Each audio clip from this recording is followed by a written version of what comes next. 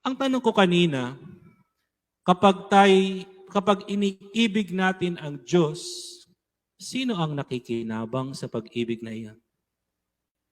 Ang Diyos ba o tayo? Tayo. Pero nakasanayan natin na kapag tayo ay nagmamahal, ang nakikinabang yung minamahal natin. Tama? O sabihin niyang hindi. Mahal mo, pinilhan mo ng motor. Sino nakinabang sa pagmamahal mo? Siya o ikaw? Siya! Siya. Tapos, ikaw ang naguhulog, nahulog sa iba.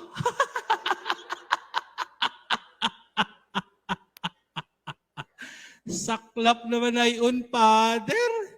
Ikaw ang naguhulog ng motor na fall sa iba. Iba pala inaangkas. Dahil mahal mo siya. Hindi ba?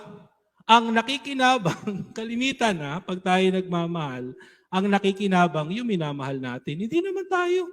Napapagod lang tayo. Nagagastusan lang tayo. Hindi ba? Oo, mahal mo, luto mo, masarap. Napala mo? Napagod ka. Mahal mo, binigyan mo ng ganito, napala mo. Binigay mo yung savings mo, naubos. Okay lang, Father. Mahal ko naman. Yun naman pala. Mahal mo pala eh. Honey, kaya delikado magmahal eh. Huwag na lang kaya magmahal, Father. Ikayo, hindi ko naman kayo pipilitin.